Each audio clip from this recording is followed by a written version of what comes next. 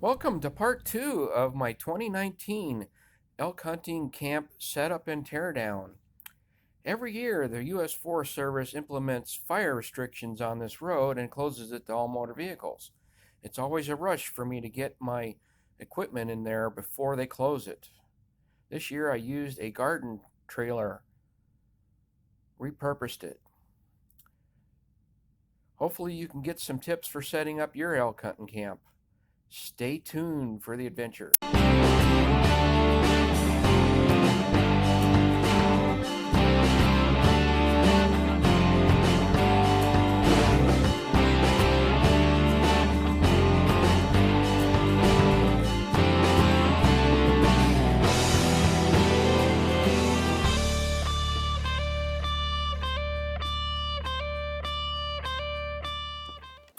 The next 7 minutes or so of video is going to be 4 hours worth of work preparing my campsite condensed down into 7 minutes. If you don't want to see that part, just fast forward to 7 minutes and you'll get to the actual details of the campsite. What you see here is a 1/4-inch galvanized steel cable that I'm stringing between a couple of trees, and I ran it through some 1 1/4 HDPE duct that is used for installing fiber optic cable underground. I salvaged that duct out of a dumpster from an undisclosed location. What I use is a ridge line for the tarp that goes over the top of the tent. I like to have a little bit of separation between the tarp and the tent so air can flow underneath properly and keep some cooling going on when it gets hot. After I get the ridge line up here, you'll see I'm trying to level the ground. I have roughly about 10 inches of slope between the front of the tent and the back of the tent. So I'm trying to raise the ground level towards the back there. And I put some concrete blocks in there for stability, and then I start throwing in a bunch of timbers in on the ground, and then I'll pack dirt on top of that, trying to make the floor closer to even. It was a temporary stopgap for this year. I hopefully have a permanent solution for next year, but I would have been there for 3 days bringing in dirt trying to get it leveled out. I've got something in mind for next year. We'll see how that works out. After I get the floor where I want it to be, I start assembling the steel frame for the tent. And what I did is I bought the pre-made fittings. I got them off of eBay this year. And then you cut your 1-inch conduit to size, or 1 1/4. 1 inch, 1 1/4 steel electrical conduit. Cut it to size to fit the tent. But what I found was these cheap fittings I bought off of eBay were not as good as the ones I bought about 20, 30 years ago when I had my previous wall tent. The ones I had previously I'd bought from Quick Camp out of Milton Freewater, Oregon. And they were much superior to these. A much tighter fitting, less wobble in the frame. If you're looking to go on the cheap, get them off eBay. If you want something that's more quality, get them off of Quick Camp. Once I get the frame set up, I start working on building out the side walls, and then about then, the video camera, I was out of batteries, so I didn't get to record that part. But you'll get a general idea of what was involved in preparing the site for getting the camp set up. Oh, when I'm working, everything is a mess. Once we get to the video where you see where everything is final set up, you'll see that I'm much cleaner camper than I am worker. Make comments below if you have any questions. I'll just let the rest of the video here play out until we get to the video showing everything set up.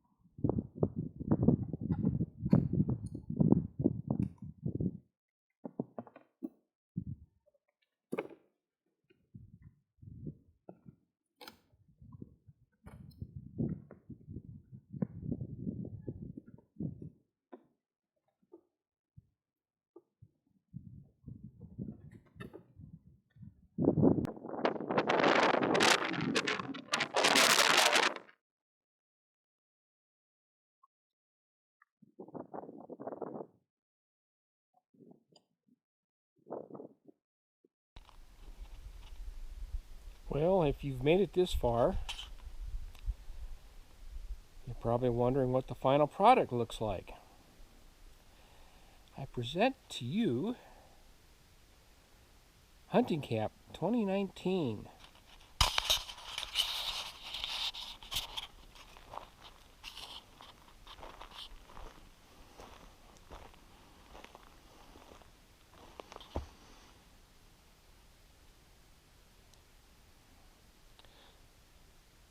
If you've seen my previous video where I was making the tent, you'll notice that the OSB looks a little different.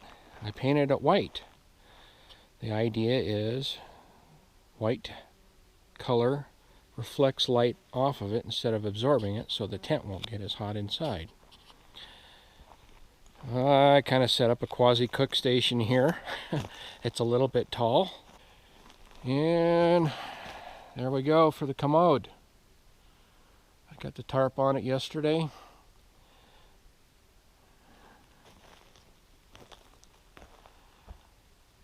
And the tarp is not to keep the sun off your head. It's to keep the rain off your head, particularly in the middle of the night if you got to do your business. And I got some extra tarps if right now I'm here by myself and making like a bear in the woods. Who cares? There's nobody here to see. But I got some extra tarps if I get company up here and they're a little bashful. Hopefully we can rectify the privacy situation. Here's how hot it is today. I think that thermometer is a little bit low. I think it's in the 80s. Okay, let's go inside and see what it looks like.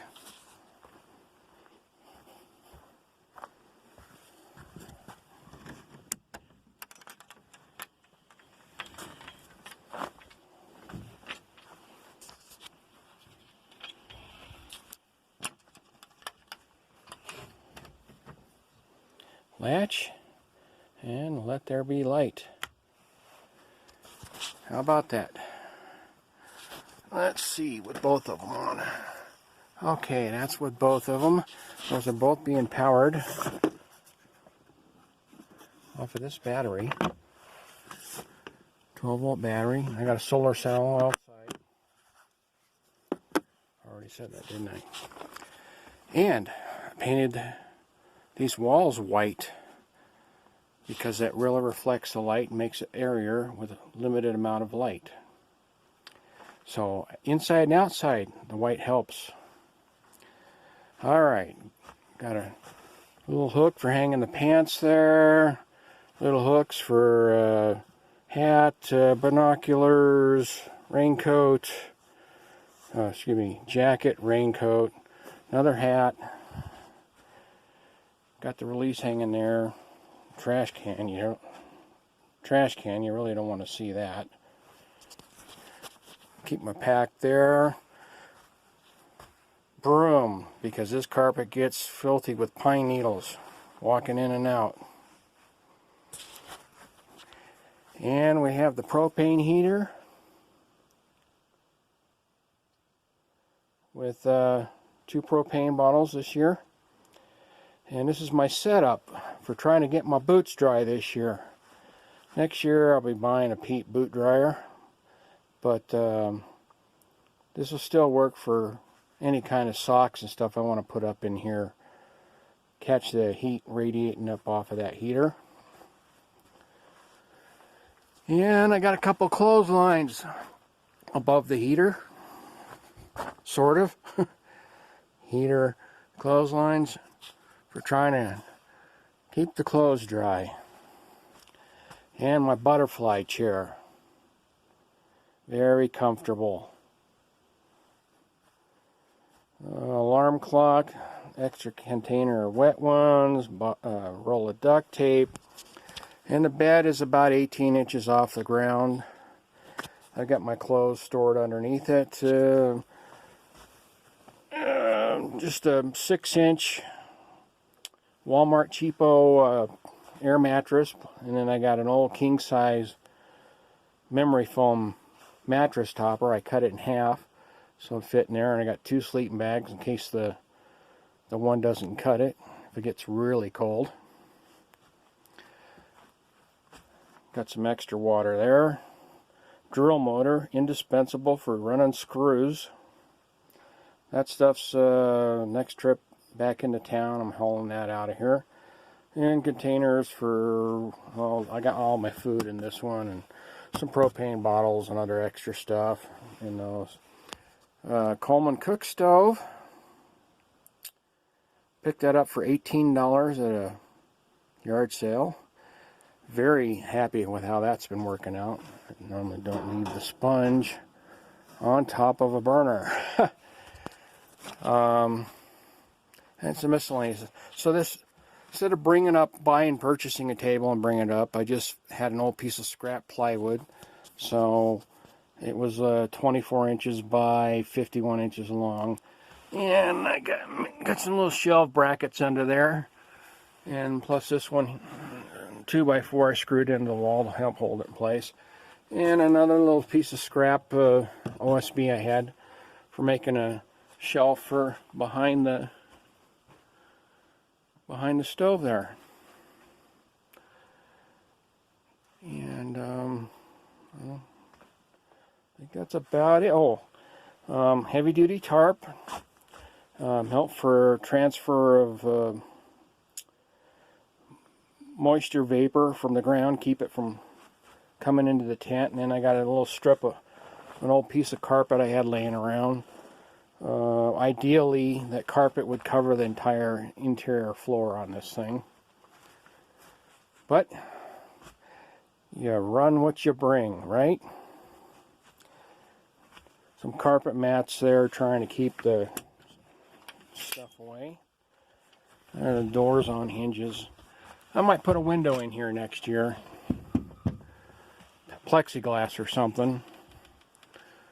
So we'll have to see. We'll get that one out. We don't need that one. We can shut that off.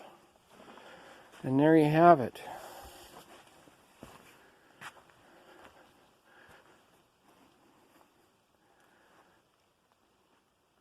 Hunting Camp 2019. Oh. Got the bug bags, the wasps. They're doing pretty good. There's a few dead in there. Got 2 of them up this year. Still not good enough to keep the bugs away when I'm cooking. There's another one.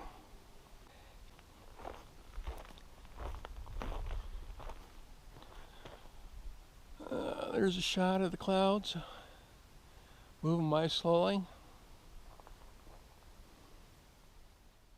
Being 3 miles from your truck and knowing you don't have to go anywhere because you have a nice bright tent, priceless. Oh, my husband always has quite a little setup in the tent.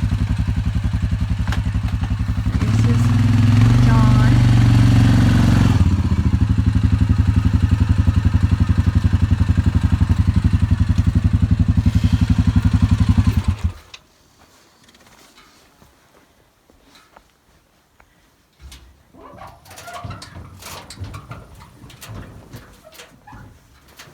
Little bit from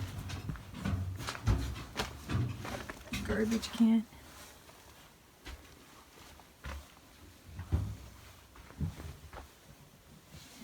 See what it is.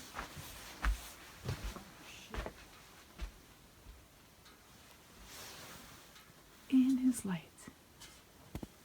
Okay, another hunting season to the end. Let's tear it down. Well, remember a story 11 years ago when we moved to La Grande, and my husband, that man there, said to me, if 2 people can't get all their stuff in one moving van, there's a problem. Well, I kind of think that same story or situation applies to a man that hunts by himself. I say, if one man hunting by himself can't get everything in one load, then it should stay home. Well, that's a wrap. We loaded the quads back up at the truck and the trailer and all the equipment inside the truck. We headed for home. Thanks for watching. If you like what you see, please subscribe and maybe give us a thumbs up. Peace out.